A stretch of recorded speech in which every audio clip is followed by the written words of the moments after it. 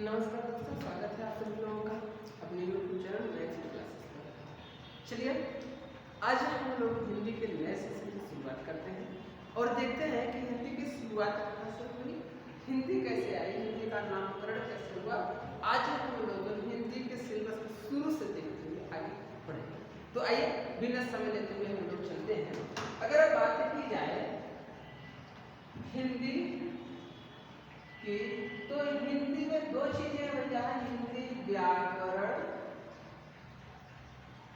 और हिंदी साहित्य। यानी किसी भी चीज की तैयारी करने के लिए आपको दो चीजें पढ़नी पड़ेंगी। पहले तो हिंदी व्याकरण पढ़ना पड़ेगा और दूसरा हिंदी साहित्य पढ़ना पड़ेगा।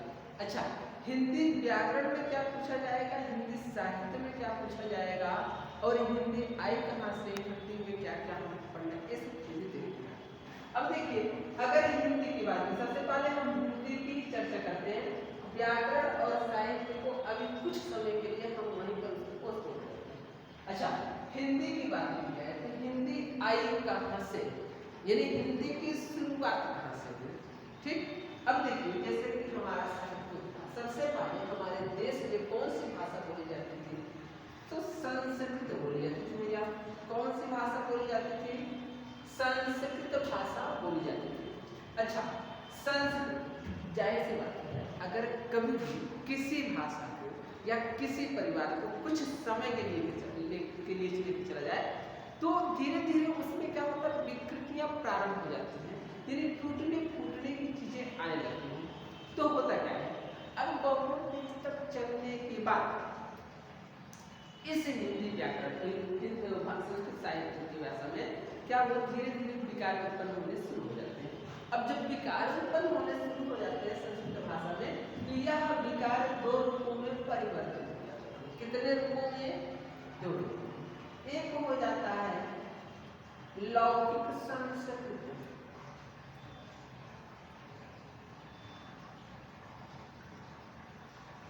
लौकिक संस्कृत, यानी इसके दो रूप हो जाते हैं।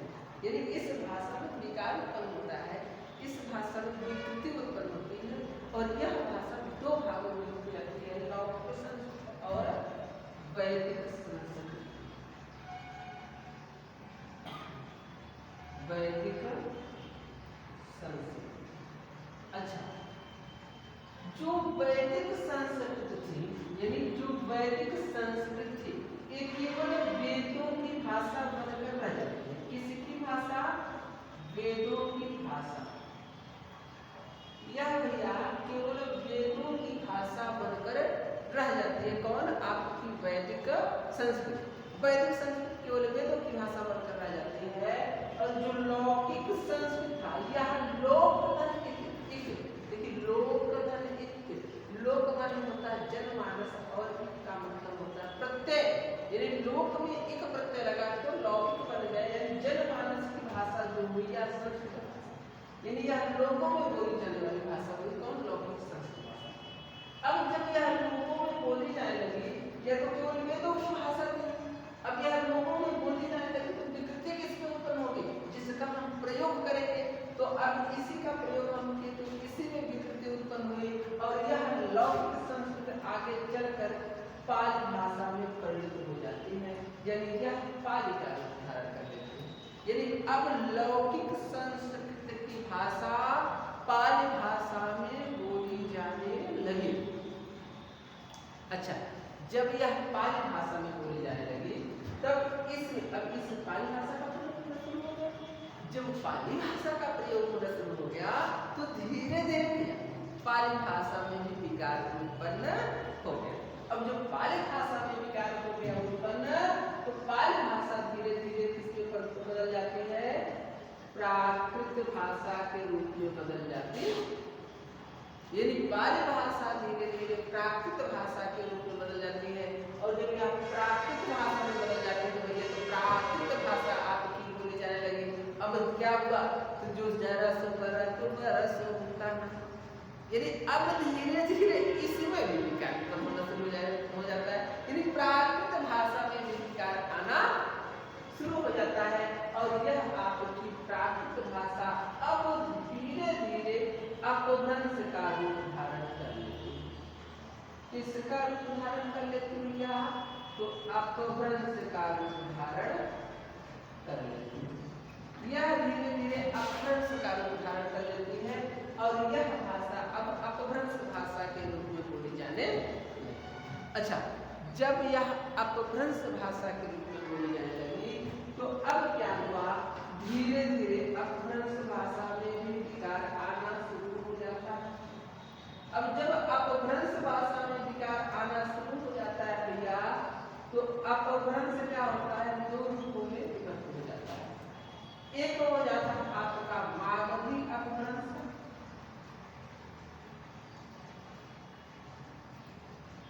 एक हो जाता है मागधी अपभ्रंश और दूसरा जो हो जाता है यह हो जाता है सौरसेनी अपभ्रंश।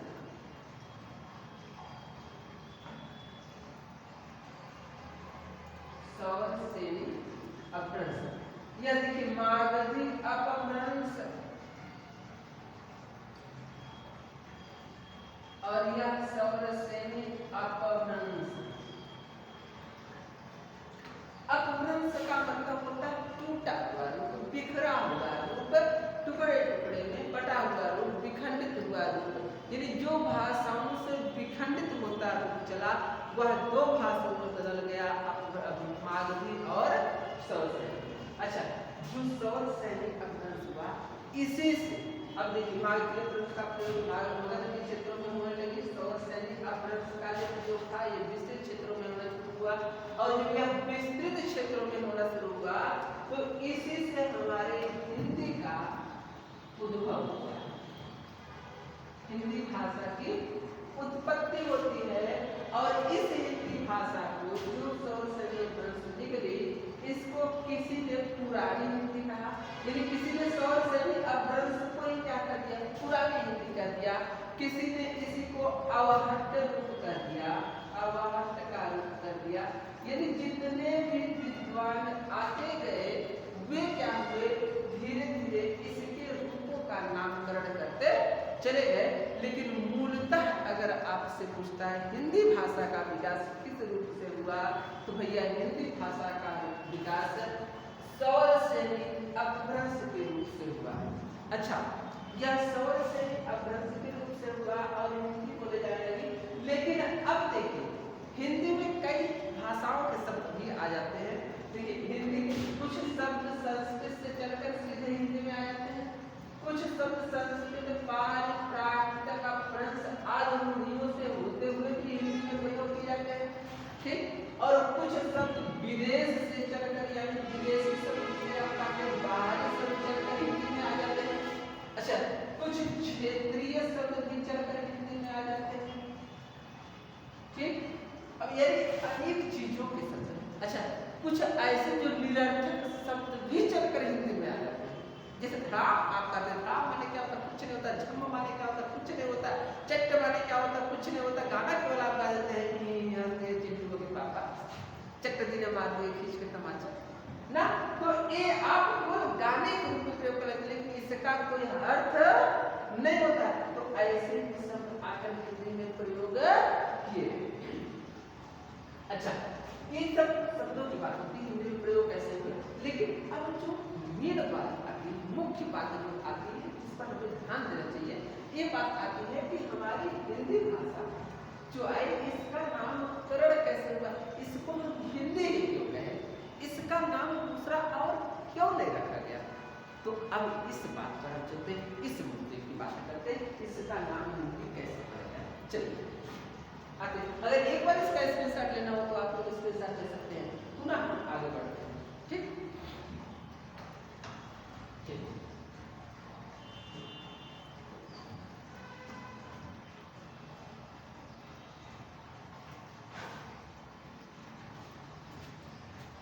देखिए अगर बात की जाए, जैसे मान लीजिए एक हमारा छोटा सा भारत देश,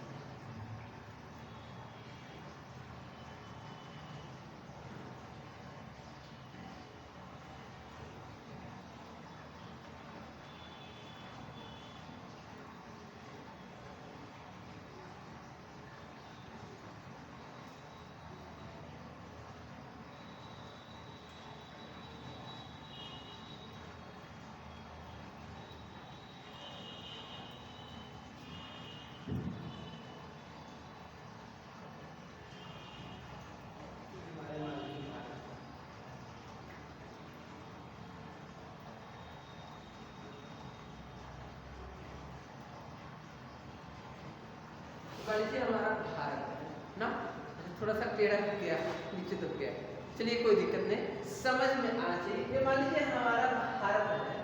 अच्छा, जब हमारे भारत यहाँ से देखिए हिमालय का क्षेत्र आपका हो जाता है, हम जाकर तो नहीं पढ़ा रहे, ध्यान दीजिएगा, ये आपके हिमालय का क्षेत्र हो जाता है जैसे पूरा है ना, पता नहीं कौन कौन से हिमालय के 4 भागों में आप बांट देते हैं यहाँ पर।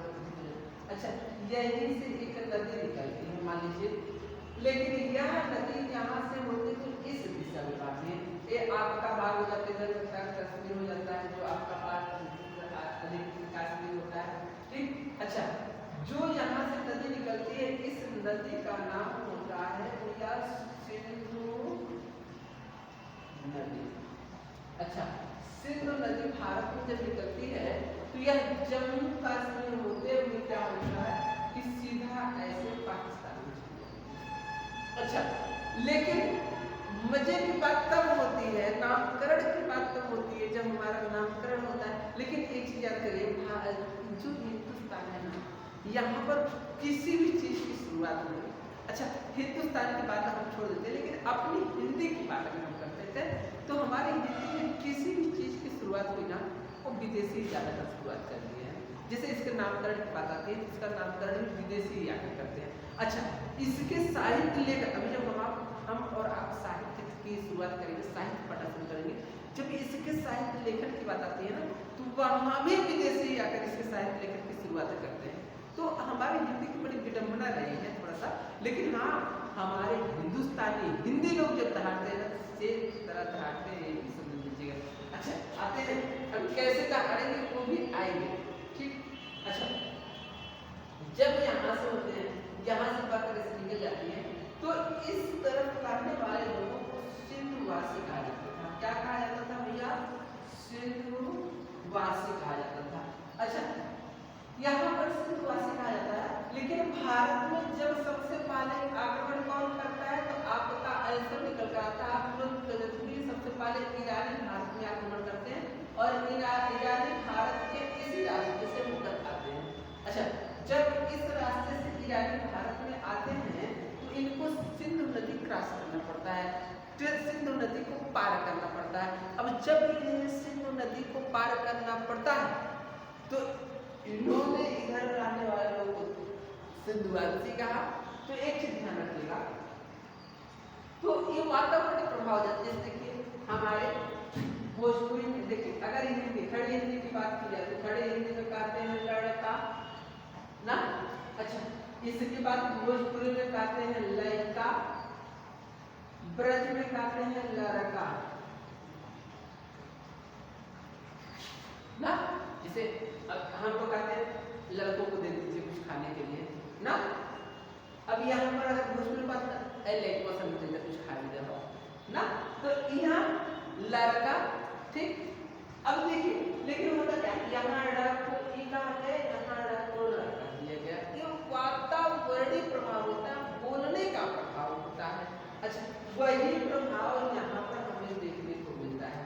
जब ईरानी भारत में आते हैं तो ये सिंधु को सिंधु नहीं कह पाते हैं, यानी सिंधु को यह सिंधु नहीं कह पाते हैं, लेकिन ये स को क्या कहते हैं, ध कहते हैं, और ध को ध न कहकर ध को क्या कहते हैं, ध को द कहते हैं। बाकी जितने भी आपके स्वर व्यंजन थे सबका उच्चारण कर लेते थे, इसलिए इनके मुख से जो शब्द निकलता है वह शब्द निकलता है हिंदू। अच्छा, सिंधु को इन्होंने हिंदू कर दिया और आगे चलकर हिंद को नाम से पुकारा गया। किस नाम से? हिंद के नाम से। अच्छा, हिंद के नाम से इसको पुकारा गया, लेकिन हिंद का जो व्यापक स्वरूप हमें मिलता है, व्याकरणिक स्वरूप मिलता है, विस्तृत स्वरूप मिलता है, भाषाई स्वरूप मिलता है, वह मिलता है भैया हिंदी। अगर कभी आपसे पूछता है कि हिंदी शब्द किसकी देन है, तो हिंदी शब्द ईरानियों की देन है। ईरानियों ने किस तरह हिंदी शब्द दिया, उन्होंने सिंधु को कहा हिंदू, और हिंदू से बना हिंद, हिंद से बना है हिंदी। अच्छा, अगर कभी पूछता हिंदी किस भाषा अगर ये किस भाषा का शब्द की बात करता है तो हिंदी हमारा किस भाषा का शब्द है भैया? फारसी भाषा का शब्द है। किस भाषा का शब्द है? तो फारसी भाषा का शब्द। अच्छा, ये चीजें हो गई आपको हिंदी से। अच्छा, अब एक चीज, जब भाषा की बात होती है तो हम लोग देखेंगे कि भाषा क्या होता है ना। अभी देखिए, आज हम लोग सिलेबस केवल देख रहे हैं, हिंदी का नामकरण देख रहे हैं, हिंदी की शुरुआत देख रहे हैं, ठीक। लेकिन अभी आज हम लोग अपने टॉपिक को शुरू नहीं करेंगे, ठीक। अभी देखते हैं, हम देखिए जो हिंदी है, अब देखते हैं हिंदी का नंबर। अच्छा, भाषा किसे कहते हैं? यहाँ से भी एक क्वेश्चन पूछता है भाषा से, ठीक। अच्छा, चलिए, अच्छा स्क्रीनशॉट इसका लेना हो तो ले लीजिए और भाषा को देख लेते हैं, भाषा से भी एक क्वेश्चन कैसे पूछता है।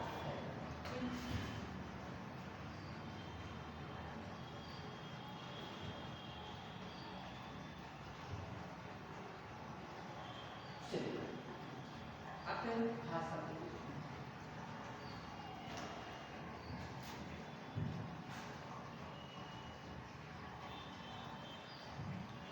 देखिए, अगर बात की जाए भाषा की ना, तो भाषा की अगर बात की जाए तो भाषा होती क्या है? जैसे भाषा भाषा ना, भाषा किसे कहते हैं? भाषा साधारणता हम जो कुछ भी बोलते हैं वही हमारी भाषा है। साधारणता हम जो कुछ भी बोलते हैं वही हमारी भाषा है। भाषा के माध्यम से हम अपनी बातों को दूसरे से कहते हैं तथा दूसरे की बातों को समझते हैं। जैसे इसकी परिभाषा हम लिख रहे हैं, आप लिख लीजिए, कहते हैं साधारणता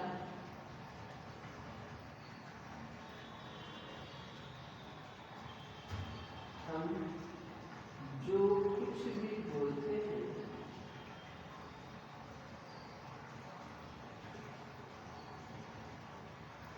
साधारणता हम जो कुछ भी बोलते हैं वही हमारी भाषा है।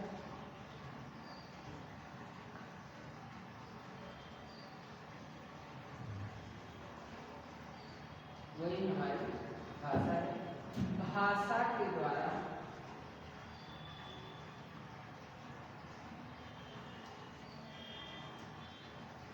हम अपनी बातों को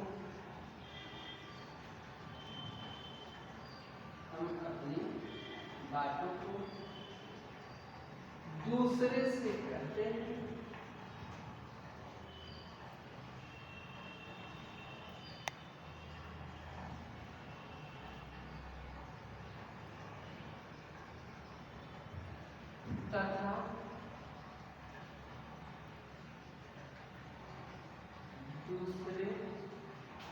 तथा दूसरे की बातों को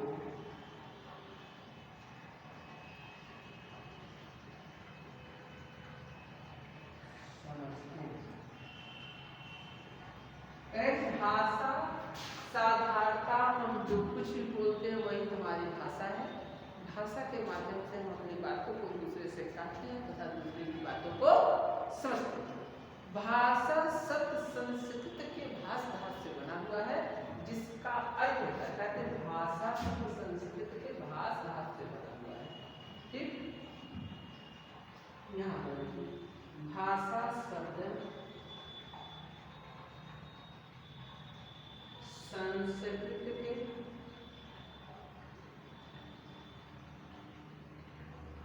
भाष धातु से बना है।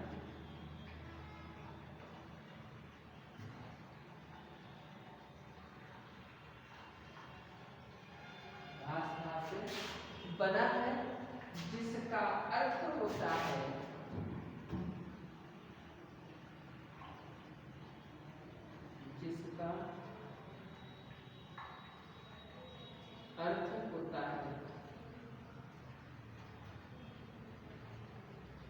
बोलना या भाषण देना, जिसका अर्थ होता है बोलना या भाषण देना।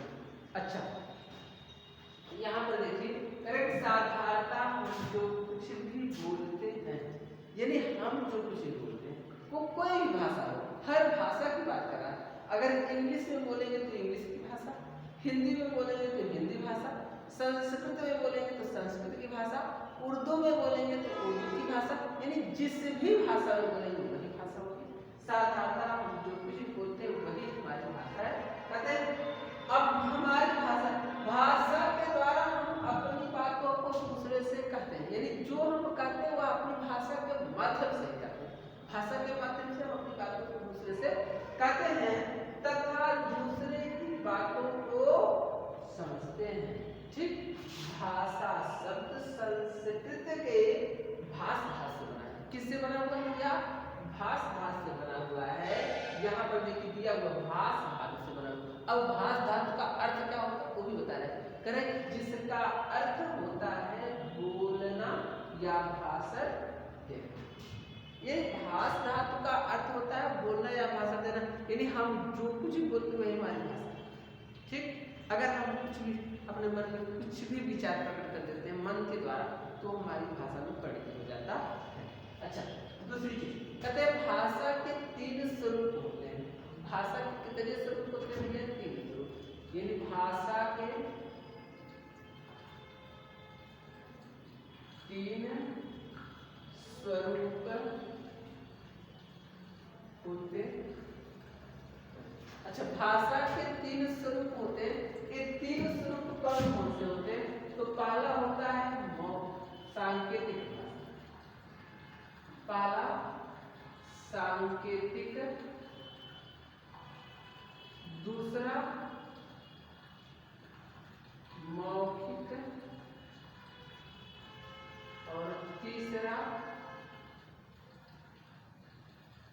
लिखित। भाषा के 3 स्वरूप होते हैं भैया, सांकेतिक भाषा, मौखिक भाषा और लिखित भाषा। देखिए, जो सांकेतिक भाषा होती है अर्थात जिसको हम संकेत के माध्यम से प्रकट करते हैं उसे हम क्या कहते हैं? सांकेतिक भाषा का नाम देते, यानी जो हमारे संकेत के माध्यम से प्रकट होती है उसे हम सांकेतिक भाषा का नाम देते हैं। इसके बाद करा है संकेत का मतलब हमारे हाव भाव से प्रदर्शित होने वाले भाव, जिसे आप कहते हैं भाषा शैली ना। शैली जैसे हाथ का उठाना, मुंह का चलाना, ठीक, नजरों का इधर उधर करना, ये सब हमारे कहाँ आता है? यह भाषा सांकेतिक भाषा के रूप में, भाषा शैली के रूप में। अच्छा, जब उसी भाषा को हम बोलकर प्रकट करते हैं ना तो उसे हम क्या कहते हैं? मौखिक भाषा कहते हैं। बोलकर प्रकट करने का मतलब है जब हम बोलते हैं और कुछ प्रकट करते हैं तो वह किस भाषा के अंतर्गत आएगा? मौखिक भाषा के अंतर्गत आएगा। अच्छा, कैसे आएगा ये भी ध्यान रखिएगा। देखिए, मौखिक भाषा का मतलब तो बोलना, ठीक, जैसे कोई बच्चा है, छोटा बच्चा है, अभी वह क्या कर रहा है? कुछ भी नहीं सुन पा रहा है, कुछ भी नहीं जानता है, और आप क्या करेंगे? उसके सामने लाकर डीजे बजा कर रख दीजिए तो क्या वह हंसेगा? नहीं हंसेगा। अच्छा, दूसरी भी चीज देखिए, लेकिन वही बात अगर उसको, उसी बच्चे को अगर आप संकेत करोगे तो वह बच्चा हंसेगा।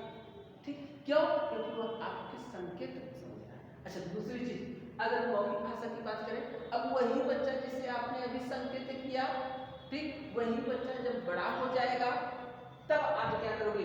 उस बच्चे के सामने डीजे बजा के रखोगे तो वो समझ जाएगा हाँ डीजे बज रहा है। अगर उससे आप कहोगे कि बेटा कुछ ला दो, सामने गिलास पड़ा हो तो गिलास ला दो, वो जाएगा दौड़ कर गिलास लेकर चलाएगा। लेकिन अगर उसे कुछ लिखकर दोगे तो वो नहीं समझ पाएगा, क्योंकि वो लिखित भाषा को नहीं जानता है, वह समाज में नहीं क्या, वह आप व्याकरणिक भाषा को नहीं जानता है, वह मानक स्वरूप को नहीं जानता है, तो इसलिए वो लिख नहीं पाएगा, बोल पाएगा। ठीक, लेकिन जब वही बच्चा विद्यालय में जाएगा, कहाँ जाएगा भैया? विद्यालय में जाएगा तो वह व्याकरणिक स्वरूपों को सीखेगा, और जब व्याकरणिक स्वरूपों को सीखेगा तो लिखना भी सीखेगा, तो उसकी जो अंतिम भाषा होगी वह लिखित भाषा होगी। अच्छा, एक चीज अगर कभी आपसे पूछता है भाषा का अंतिम स्वरूप क्या होता है, तो भाषा का अंतिम स्वरूप भैया लिखित भाषा होता है। अच्छा, भाषा का प्रथम स्वरूप क्या होता है? तो भाषा का प्रथम स्वरूप सांकेतिक भाषा होता है। भाषा का द्वितीय स्वरूप क्या होता है? तो भाषा का द्वितीय स्वरूप मौखिक भाषा होता है। अच्छा, एक चीज अगर दूसरी चीज कभी आपसे पूछ लिया ना कि वर्णमाला का विकास कहाँ से हुआ, वर्णों का विकास कहाँ से हुआ, तो भैया वर्णों का विकास आपकी लिखित भाषा से हुआ। वर्णों का विकास कहाँ से हुआ, लिखित भाषा से हुआ। अच्छा कैसे लिखित भाषा से हो गया ये भी देख लीजिए। वर्णों का विकास लिखित भाषा से हुआ। कहते हैं कि अपनी मौखिक भाषा को लिखित रूप देने के लिए, अपनी मौखिक भाषा को लिखित रूप देने के लिए विद्वानों ने जिन ध्वनि चिन्हों का प्रयोग किया, किसका भैया, ध्वनि चिन्हों का प्रयोग किया, वही ध्वनि चिन्ह क्या हो गए आपके, वर्ण हो गए। अगर जैसे अभी आप मेरे सामने हैं, हमारी बातें आप सुन रहे हैं, हमसे आपसे वार्तालाप हो रही है। अगर आपको कमेंट करना है तो आप जाएंगे कमेंट बॉक्स में, कुछ लिखेंगे, कमेंट कर देंगे ना, लेकिन वहां से आप लिखेंगे जहां इस भाषा को आप सुन रहे हैं, वहां से लिखेंगे मेरे तक पहुंचाने के लिए। अब वहां से आप बोल के नहीं पहुंचा सकते, लेकिन आप उसे लिपिबद्ध करके पहुंचा सकते हैं, लिखकर पहुंचा सकते हैं। तो यह लिखित भाषा का विकास कहाँ से हुआ, तो मौखिक भाषा को लिखित रूप देने के लिए विद्वानों ने क्या किया, कुछ ध्वनि चिन्हों का प्रयोग किया गया, जिन ध्वनि चिन्हों का प्रयोग करने के माध्यम से हम क्या कर सकते हैं, अपनी बातों को एक दूसरे के माध्यम से इतनी दूर तक पहुंचा सकते हैं। उसी को हम क्या करते हैं, लिखित स्वरूप कहते हैं। और लिखित स्वरूप की जो ध्वनि हुई, उसी ध्वनि का नाम, दूसरा नाम क्या हो जाता है भैया, उसी ध्वनि का दूसरा नाम वर्ण हो जाता है। लेकिन अगर वर्ण और ध्वनि में देखा जाए तो बहुत मूल सा अंतर होता है, बहुत कम सा अंतर होता है, एकदम थोड़ा सा मामूली सा अंतर होता है। ध्वनि को हम केवल कर्म होते हैं, सुनते हैं, लेकिन वर्ण को हम सुनने के बाद बोल भी सकते हैं। जैसे आपके सामने से कोई गाड़ी हमें फटफटाती हुई चली गई, आप सुने, लेकिन अगर कह दिया जाए भैया आप सुने हैं उस गाड़ी की आवाज में, आप बोलिए, आप बोल पाएंगे, नहीं बोल पाएंगे। लेकिन अगर मैं आपके सामने कुछ बड़बड़ाता हुआ चला जाऊं और आप सुनेंगे और कह दिया जाए भैया सर जी जिस आवाज में बड़बड़ाते हुए गए उसी आवाज में आप जरा बोल के दिखाइए, तो आप तुरंत बोल दिखा देंगे। क्यों? क्योंकि मेरा बड़बड़ाना वर्णित था और गाड़ी का फटफटाना वर्णित नहीं था। ठीक, वह केवल ध्वनि थी और हमारे वर्ण में ध्वनि थी, यानी जिसको हम सुनने के बाद प्रकट कर सकते हैं वह क्या होता है, वर्ण होता है, और जिसे हम केवल सुन सकते हैं वह क्या होता है, ध्वनि होता है। तो याद करिए भैया, यहाँ हम पढ़ने जा रहे हैं हिंदी भाषा को, तो हिंदी भाषा की अपनी एक ध्वनि होगी और उन ध्वनियों का समूह होगा, और उन ध्वनियों का समूह क्रमागत होगा, क्रमागत होगा तो व्यवस्थित होगा। तो सभी भाषाओं का अपना एक स्वरूप, एक ध्वनि वर्णमाला होती है, जिसे एक ध्वनि समूह होता है, जिसे हम क्या कहते हैं भैया, वर्णमाला कहते हैं। अब सभी भाषाओं का, हिंदी का वर्णमाला जो होता है, इसमें आपके कितने वर्ण होते हैं भैया, इसमें आपके 52 वर्ण होते हैं। हिंदी वर्णमाला में कितने वर्ण होते हैं, 52 वर्ण होते हैं। अंग्रेजी वर्णमाला में कितने, जब आप अंग्रेजी वर्णमाला की बात करेंगे तो अंग्रेजी वर्णमाला में 26 वर्ण होते हैं। जब आप संस्कृत की बात करेंगे तो संस्कृत में आपके 46 वर्ण होते हैं। अच्छा, अलग अलग भाषाओं की अपनी अलग अलग वर्णमाला होती है, और अलग अलग वर्णमाला में अलग अलग समूह होते हैं। अलग अलग समूहों का हम अलग अलग प्रयोग करते हैं, और जब अलग अलग प्रयोग करते हैं तो हमारी भाषाएं अलग अलग हो जाती, यानी हर चीज अलग। ठीक, तो अब देखिए आज इतना हो गया। इसके बाद कल से हम लोग वर्णमाला पढ़ेंगे, और वर्णमाला की शुरुआत हम लोग करेंगे। अब वर्णमाला में एक एक चीज देखी जाएगी कि वर्णमाला में क्या, कैसे, कौन सी चीजें होती हैं। अच्छा, इसमें कहीं से कोई दिक्कत हो तो कमेंट बॉक्स में जाकर आप कमेंट कर सकते हैं, और वीडियो अच्छी लगी तो इसको शेयर भी कर सकते हैं, दूर तक फैला भी सकते हैं। अमित सर का कहना है कि हमें पूरे देश में छाना है। चलिए, बाकी आज के लिए बस इतना ही। बहुत बहुत धन्यवाद।